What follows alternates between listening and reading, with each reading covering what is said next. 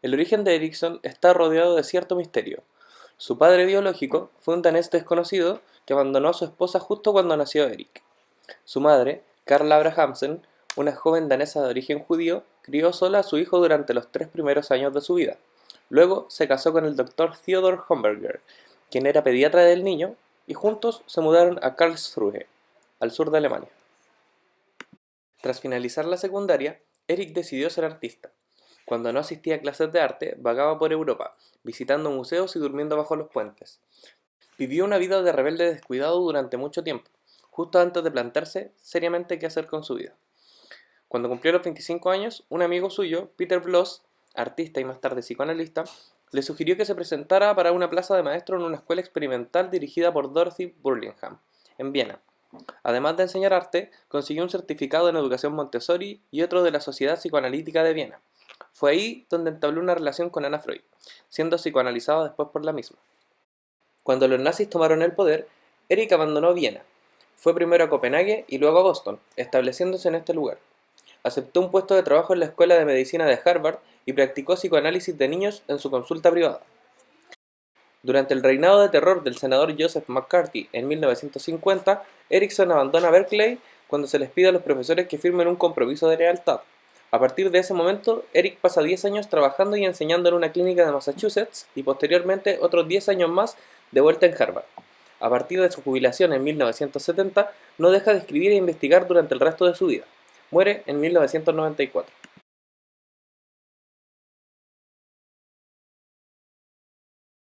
A pesar de que se suelen vincular las teorías de Sigmund Freud con las de Erikson, la principal diferencia entre ellos radica en que este último reinterpretó las fases psicosexuales elaboradas por Freud y enfatizó los aspectos sociales de cada una de ellas en 4 aspectos principales. Incrementó el entendimiento del yo como una fuerza intensa, vital y positiva, como una capacidad organizadora del individuo con poder de reconciliar las fuerzas sintónicas y las distónicas, así como de solucionar las crisis que surgen del contexto genético, cultural e histórico de cada individuo. Explicitó profundamente las etapas de desarrollo psicosexual de Freud, integrando la dimensión social y el desarrollo psicosocial. Extendió el concepto de desarrollo de la personalidad para el ciclo completo de la vida, desde la infancia hasta la vejez. Y por último, exploró el impacto de la cultura, de la sociedad y de la historia en el desarrollo de la personalidad, intentando ilustrar este estudio como una presentación de historias de personas importantes. En la formulación de la teoría del desarrollo psicosocial de Erikson se destacan los siguientes aspectos. Diferencias individuales. Los individuos difieren en cuanto a las fuerzas internas. Hombres y mujeres presentan diferencias de la personalidad debidas a las diferencias biológicas. Adaptación y ajuste. Un yo fuerte es la llave para la salud mental. Deriva de una buena resolución de las 8 fases del desarrollo del yo, con predominancia de las fuerzas positivas sobre las negativas. Procesos cognitivos. El inconsciente es una fuerza importante en la formación de la personalidad. La experiencia es influenciada por modalidades biológicas que se expresan por medios de símbolos y juegos. Sociedad. Modela la forma con que las personas se desenvuelven, de ahí el término desarrollo psicosocial. Las instituciones culturales dan soporte a las fuerzas del yo. Influencias biológicas. Los factores biológicos son determinantes en la formación de la personalidad. Las diferencias de sexo en la personalidad son fuertemente influenciadas por las diferencias del aparato genital. Desarrollo del niño. Se hace a lo largo de 4 fases psicosociales. Cada una de ellas contiene una crisis que desarrolla una fuerza específica del yo. Y por último, desarrollo del adulto. Los adolescentes y los adultos se desarrollan a lo largo de otras 4 fases psicosociales. También ahí cada fase envuelve una crisis y desarrolla una fuerza específica del yo. Basado en la experiencia humana y en los estudios antropológicos, Erikson dice que la existencia de un ser humano depende en todos los momentos de 3 procesos de organización complementarios. El proceso biológico, que envuelve la organización jerárquica de los sistemas biológicos, orgánicos y el desarrollo fisiológico, el soma. El proceso psíquico, que envuelve las experiencias individuales en síntesis del yo, los procesos psíquicos y la experiencia personal y relacional, la psique.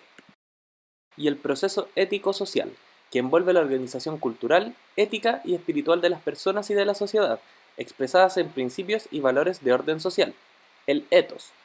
En cualquier abordaje clínico, formativo o educacional, estos procesos están integrados unos con otros, facilitando que por diferentes métodos puedan ser estudiados como tensión somática, psíquica o social. El principio epigenético afirma que todo ser vivo tiene un plano básico de desarrollo, y es a partir de este plano que se agregan las partes, teniendo cada una de ellas su propio tiempo de ascensión, maduración y ejercicio, hasta que todas hayan surgido para formar un todo en funcionamiento. Este principio se aplica en estos tres procesos complementarios mencionados anteriormente. Posteriormente, el principio epigenético presupone que la persona se desarrolla de acuerdo con etapas estructuralmente organizadas y conforme a sus disposiciones y capacidades internas, y la sociedad interactúa en la formación de la personalidad en cuanto a los aspectos de las relaciones sociales significativas, así como en los principios relacionados de orden social y en las ritualizaciones vinculantes o desvinculantes. La perspectiva de Erikson fue organizar una visión del desarrollo del ciclo completo de la vida del ser humano, organizados en 8 estadios.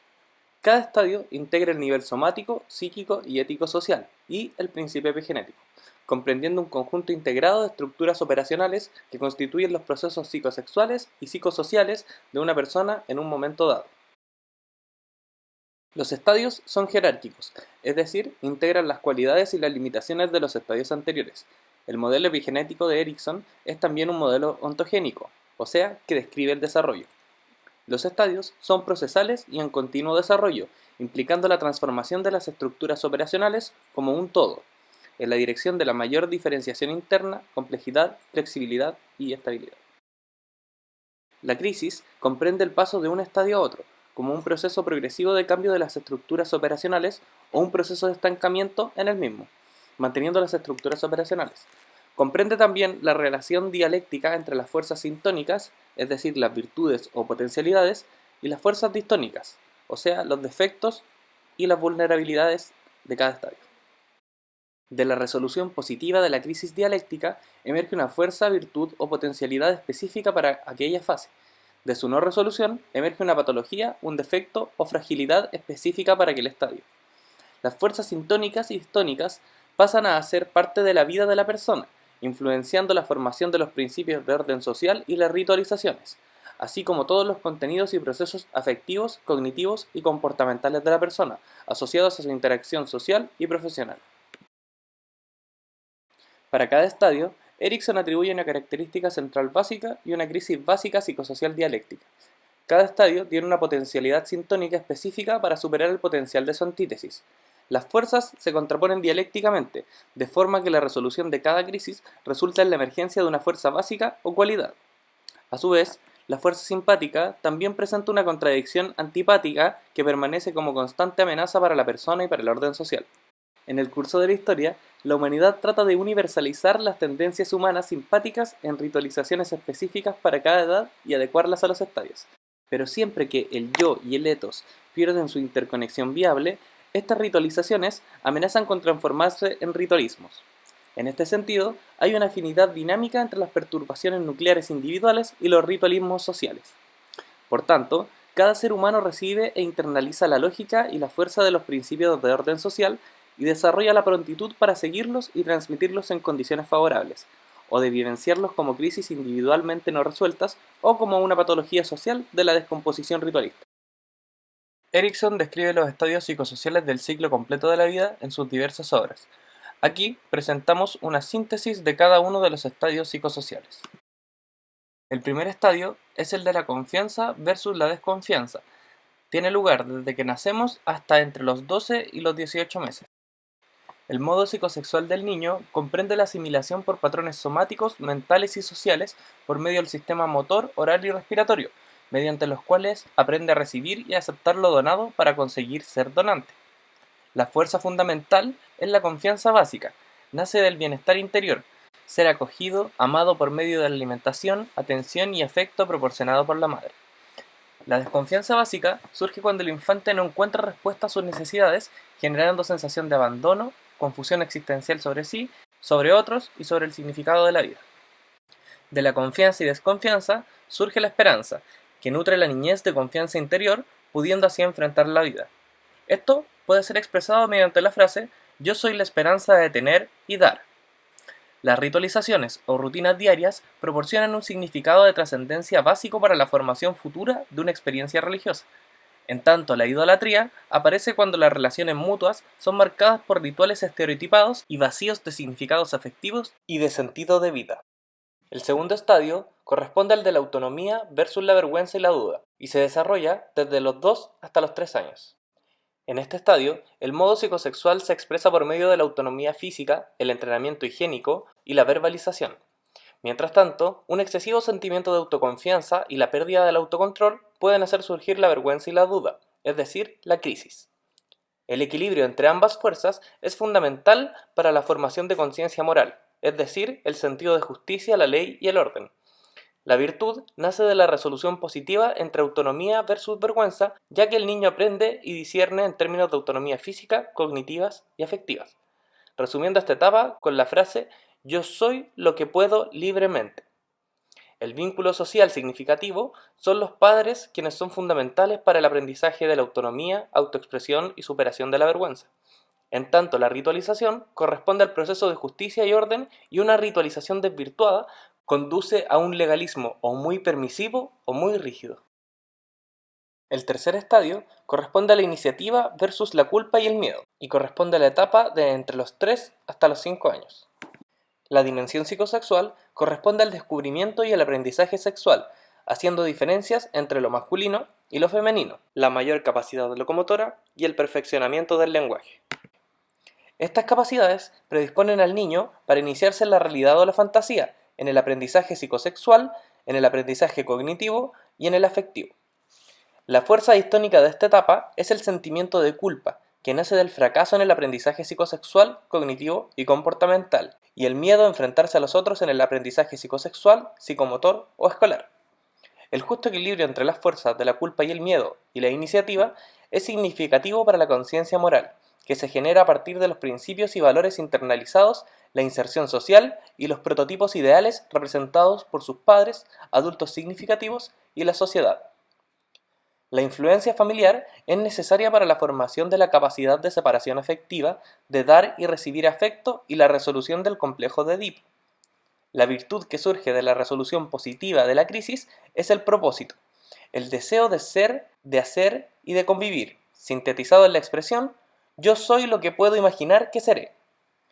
El arte dramático y el jugar tienen un papel fundamental en las ritualizaciones de las experiencias existenciales, en los roles y funciones sociales, así como el aprendizaje de los significados dialécticos de las crisis psicosociales para la formación de la conciencia moral.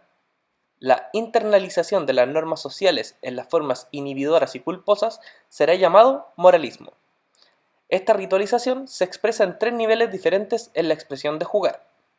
En el primero, es la autósfera, es decir, las sensaciones del propio cuerpo.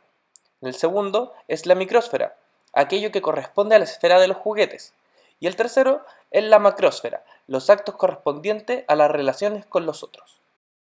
El cuarto estadio es el de la industria versus la inferioridad. Este periodo de manifestación es latente, de los 5 a los 6 años y de los 11 hasta los 13.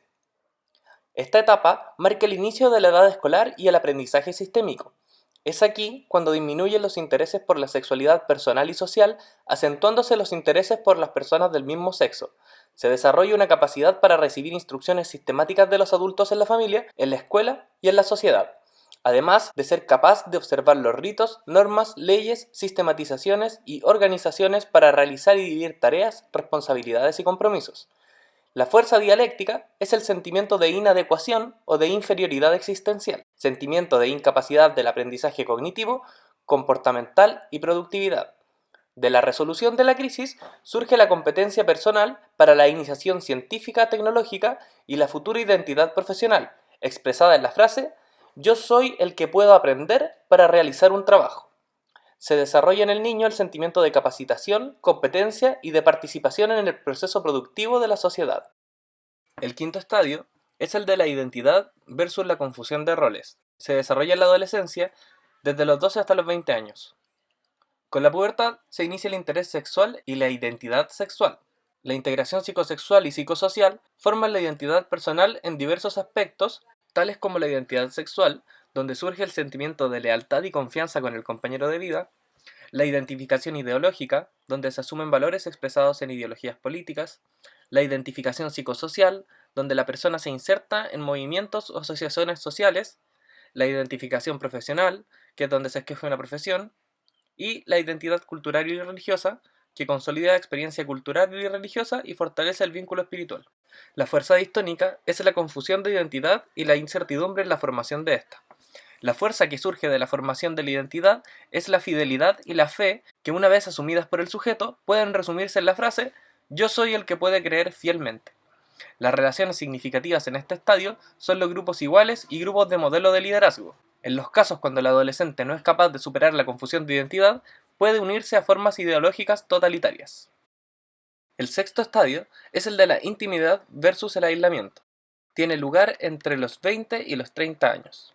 La madurez psicosexual del adolescente tiene su culminación en lo que el psicoanálisis llama momento de la genitalidad, que consiste en la capacidad de desarrollar una relación sexual saludable. La intimidad es la fuerza sintónica que lleva al sujeto a confiar en alguien como compañero en el amor y en el trabajo, integrarse en relaciones sociales concretas y desarrollar la fuerza ética para ser fiel a esos lazos, entendiendo que estos implican sacrificios y compromisos significativos. El reverso de esta situación es el aislamiento afectivo, el distanciamiento o el individualismo y egocentrismo sexual y psicosocial. Un justo equilibrio entre intimidad y aislamiento fortalece la capacidad de la realización del amor y el ejercicio profesional. La virtud sincrónica que emerge de la resolución de la intimidad por el aislamiento es el amor y la oblatividad, como dedicación y donación a los otros y la sociedad. La fuerza del amor transforma la expresión de la dialéctica de los estadios anteriores del yo soy al nosotros somos. Así expresa, nosotros somos lo que amamos. El séptimo estadio es el de la generatividad versus el estancamiento y tiene lugar entre los 30 y los 50 años.